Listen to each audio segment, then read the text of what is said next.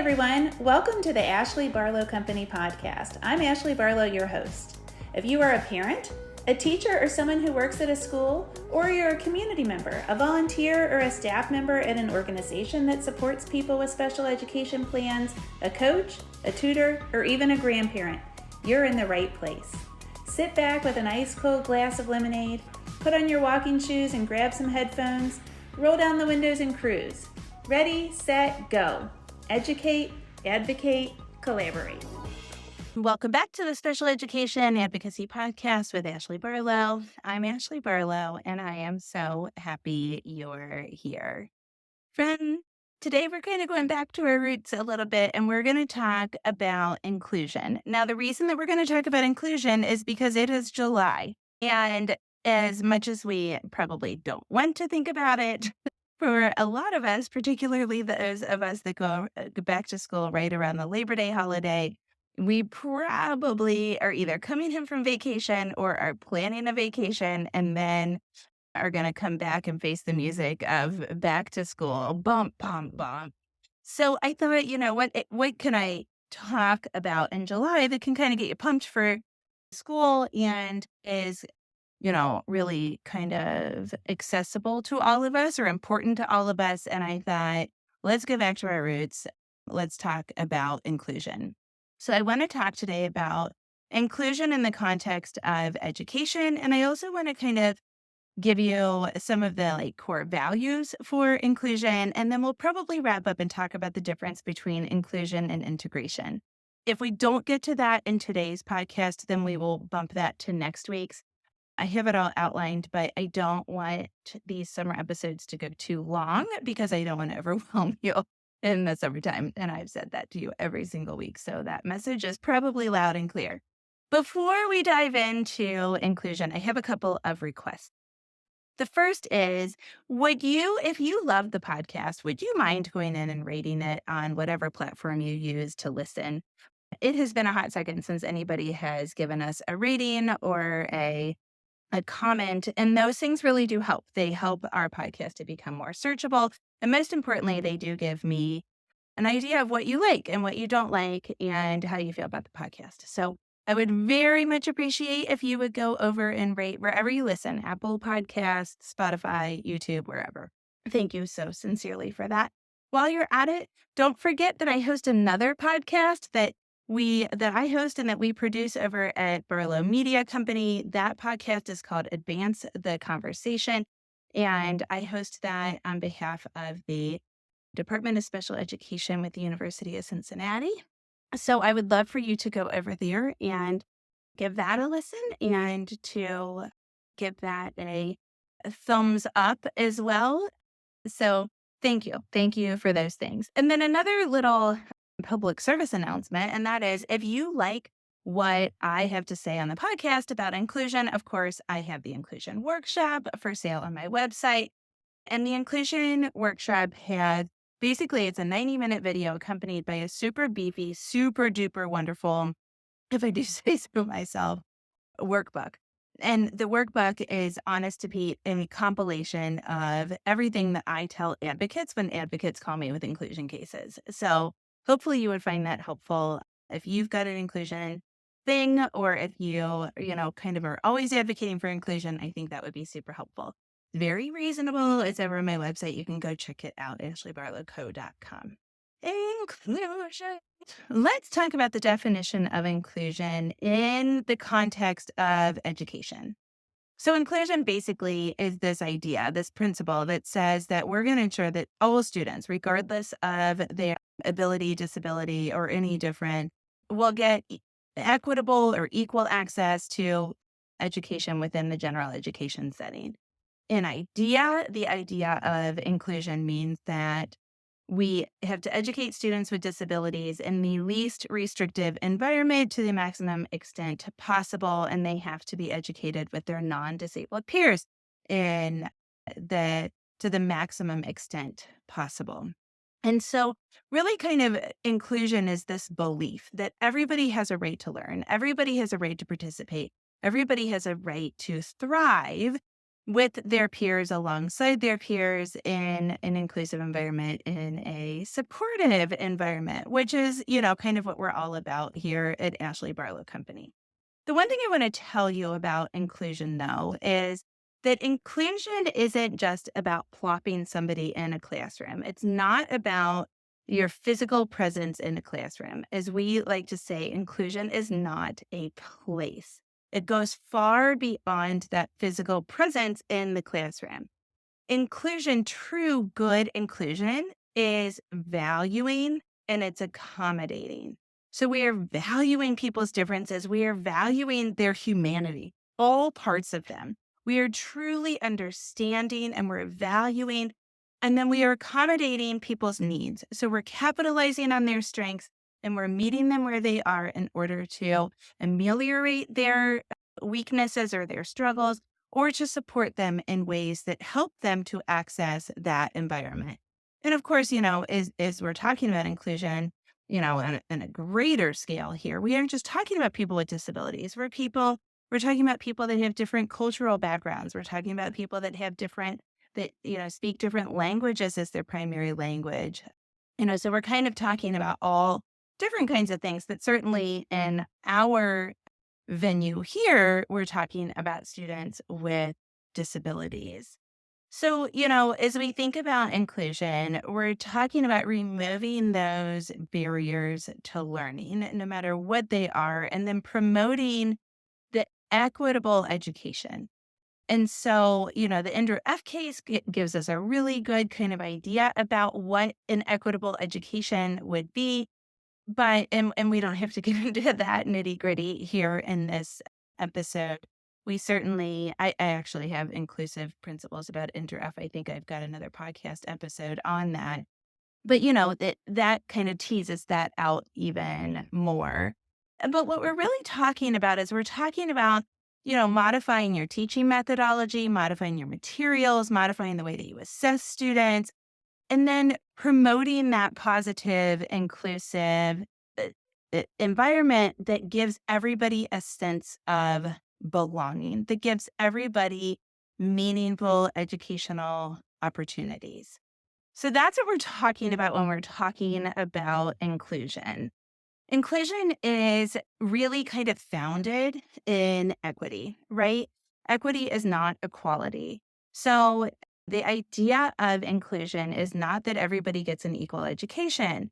If we all got an equal education, it would not be inclusive at all. I mean, if a teacher gave Jack and me the same assignment, here's a ginormous difference between the two of us. I'm 45 years old and he's 13 years old, right? So we have totally different, we come from different generations. We have different viewpoints, we have different experiences.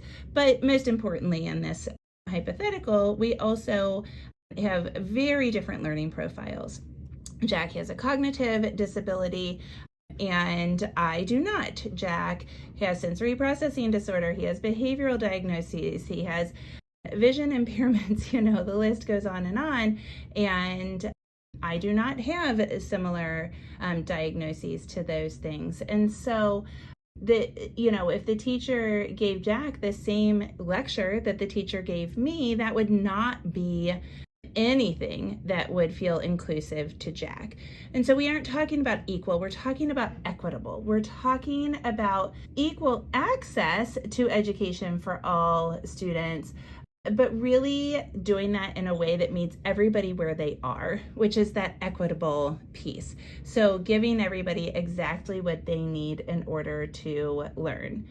Of course, this is kind of founded in a general, not only respect, but appreciation for diversity, for, kind of this idea that everybody has unique strengths, that people's weaknesses or struggles should be celebrated, that we all have, as I mentioned a moment ago, different experiences.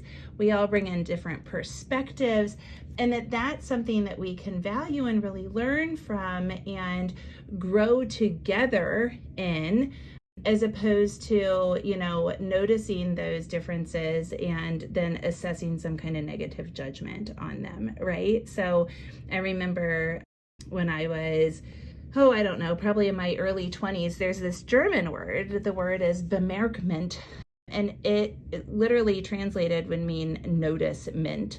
And I remember thinking, oh, like Bemerkment, you can notice differences on somebody and you don't have to judge them. You don't have to say that's good or that's bad. You don't have to say any of that. You can just say, well, that bride chose mums at their wedding in June, to each their own. That bride wore a red dress. That person utilizes a wheelchair for mobility. That mom chooses plastic bottles. That mom chooses glass bottles. That mom is nursing. That mom is formula feeding, right? We can just notice those things. And I truly believe I love humankind. I love noticing people's differences. And to a certain extent, I like knowing why people make the choices that they make or do the things that they do. But that doesn't mean that we have to assess some kind of judgment.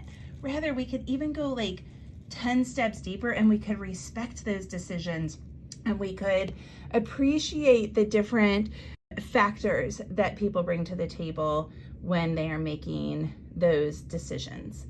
Another kind of core principle or like underlying theme in inclusion is individualization, right? So, if we're providing equitable education, then we have to appreciate the individuals.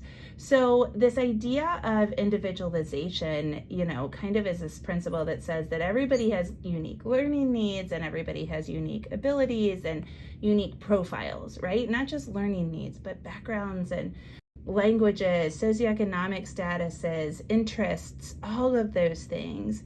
And that we're going to have to take individualized approaches to meet everybody where they are. We're going to have to teach things different ways. We're going to have to expose kids to the same concept multiple ways so that everybody gets it, and we're capitalizing on everybody's strengths and interests and really their challenges as well. Inclusion also involves a ton of collaboration, and that's exactly what we like here at Ashley Barlow Company. So, I have done a little bit of reading about collaboration, and something that I haven't shared with you in a long time or ever. And it was kind of an epiphany for me, but I was reading about collaboration not too long ago, like within the last 6 months. And I read this entire article about how collaboration has shared responsibility. And I was like, boom, that's it. That's what I think parents in special education don't recognize. We all say we want collaboration, we want to work together, we want the IEP team to work as a team. And that's what I preach here at Ashley Barlow Company over and over and over again. But maybe this is an epiphany for you. Collaboration involves a significant amount of responsibility, shared responsibility between all of those IEP team members. So if we are going to include a child, if we are going to work on inclusion, and I'm sorry about my throat, I apologized in the last episode, it's still not great. Inclusion really encourages, it almost mandates that kind of collaboration amongst educators, amongst the support staff, the parents, the administrators, the entire school community. We have to collaborate. We have to share the responsibility. We have to dive into those principles of the 5 dysfunctions of a team and look at those collective efforts very, very consistently to say what's working, what's not working, and who's going to take responsibility for this particular component of this, right? So that communication, constant communication, and the divvying up and ownership of responsibility is a huge, huge, huge important component in inclusive practice. Then accessible learning environment. Yeah, I mean, like we have to, this is the next principle that I have kind of brainstormed for inclusive environments, like characteristics or themes in inclusive environments. So the idea is accessible learning environments. When we have inclusive environments, we are creating an environment, not just a collaborative spirit, not just teaching practices, but the entire environment is accommodating to people with needs. You are a sensory seeker, here's your spot. You are a sensory avoider, here's your spot. You like to escape when you have a writing task, here's your spot. You need a weighted pencil, here you go. How about the lights? How do the lights feel for you? How often do we need to have recess? What about music? What about the smell? What about the environment? So we have not only this environment with all of the tools and the spaces and the vibe, but we also have a culture. We have a culture that values that diversity and values the humanity that is walking in the door every single day. So we're talking about the environment and the modifications and the accommodations, but we're also still talking about that underlying current of like, yeah, you're seeking right now. You go right over there. I got you. I got something for you. When I was writing this, I was thinking about Jack, who just turned 13, as you know from last week. And so something that we're realizing is Jack is a very little guy. He's like in the 25th percentile or less for height, even on the Down syndrome charts, which I know are not best practice, but we still like to look at them just to see, and again, they are not like super valid, but the fact of the matter is he's pretty short, might not get to 5 feet tall. And he's gained a lot of weight recently. So up until like 12 and a half, we could pick Jack up. If he was having a hard time transitioning, leaving a party or, I don't know, coming downstairs for dinner at a family dinner or something like that, we could pick him up. We called it a heavy extraction. And to Jack, that was wonderful because it got him out of the sticky situation. And something that we're now realizing is it gave him a ton of sensory input. It feels really good to be held. You probably haven't thought about it in a second because, how often does an adult get held like a baby? But I think it felt really good for him to be held. And so now we can't pick him up, and he also can't get that sensory input because we can't hold him. And so I have started to try to hug him while he transitions places. Situations where I used to pick him up, I've tried to say, you know what? If you'll walk over here with you, I'll hug you on the way. And usually it's just a second that he needs a hug, and we kind of walk as a unit, and it's awkward and uncomfortable, and eventually we think it's pretty hilarious. But, that's environmental. Like, how amazing would it be if you walked into a school where somebody needed pats on their back to fall asleep at nap time, and there's an aide right next to him patting their back because that's what they need, and the aide knows that.